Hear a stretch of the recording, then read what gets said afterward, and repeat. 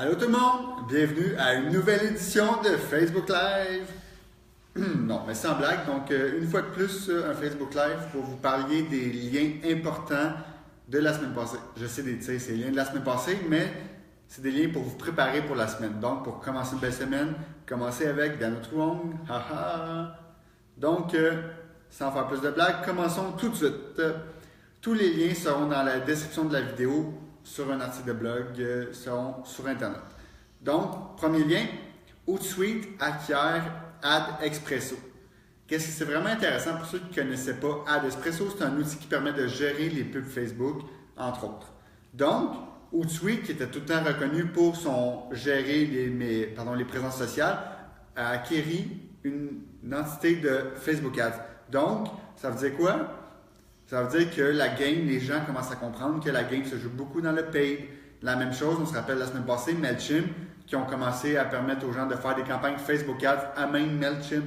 Donc, comme vous voyez, il y a une certaine tendance dans l'industrie qui se signe. Donc, prenez-en note. Ensuite, un rapport, en bon français, un rapport benchmark de l'année 2017 Video and Business je ne connais pas l'entreprise, mais ça s'appelle Vidyard. Donc, ce qui est intéressant, c'est un rapport complet qui dit c'est quoi l'apport des vidéos comme celle-ci dans votre business. Donc, c'est à lire, à méditer. C'est un long rapport de quelques pages que vous devez télécharger gratuitement. Donc, allez lire ça quand vous avez du temps devant votre feu de foyer si vous en avez un, sinon devant votre ordinateur, comme tout le monde. Ensuite, sans plus tarder, l'autre, c'est un article extrêmement précis qui s'appelle The Google Analytics Setup I Use on Every Site I Build.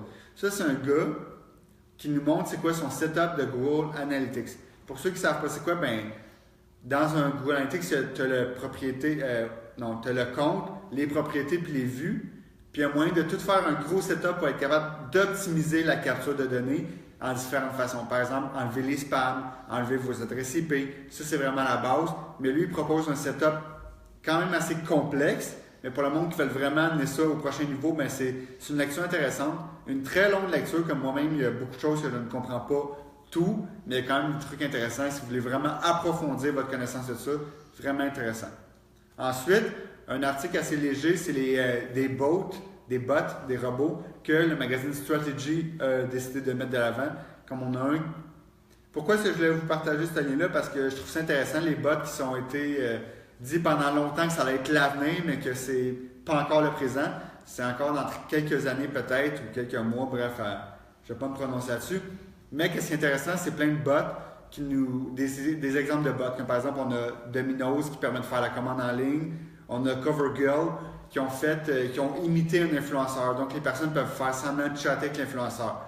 Et qu'est-ce que le bot fait? Le bot, il a chatté avec la fille pendant quelques jours, peu importe, pour imiter un peu ses comportements. Puis là, il parle aux gens pour leur donner des conseils de beauté. Donc, vraiment intéressant à lire. Ensuite, Facebook qui est allé chercher un exécutif de MTV. Pourquoi? Pour compétitionner avec Netflix et YouTube. Donc, on parle de contenus originaux. Facebook a compris que les gens aiment regarder la vidéo, mais ça fait longtemps. Mais là, en plus, vous avez peut-être commencé à créer son contenu. Donc, c'est vraiment une avenue intéressante. Surtout qu'on pense que Facebook, à la base, est peut-être plus neutre un peu, que c'est jamais considéré comme un média. Mais là, c'est peut-être un vent de changement. Finalement, mon dernier lien à moi, c'est le site Revue, mais en anglais, donc Revue, peu importe. C'est une liste de plein d'infolettes. Donc, j'ai décidé de vous partager ce lien-là pour les gens qui pourraient avoir besoin de créativité, donc de nouvelles découvertes d'infolettes. Ce lien-là, il est là pour ça. Donc, il y a une centaine, je ne sais pas combien, mais beaucoup d'infolettes.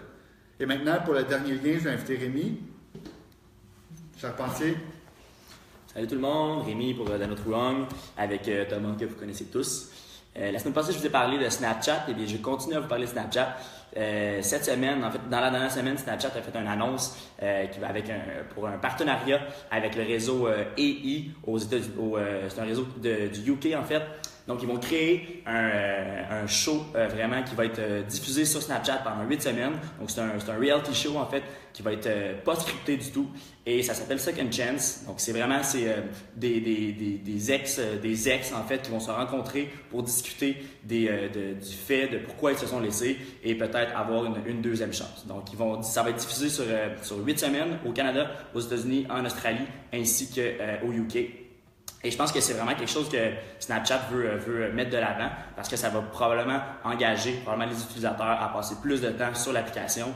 Et comme on sait que Instagram Stories avait fait mal beaucoup à Snapchat, je pense que c'est quelque chose qui va probablement remettre Snapchat sur la map. Donc sur ça, bonne semaine. Salut! Oh, il est où le piton? Finish.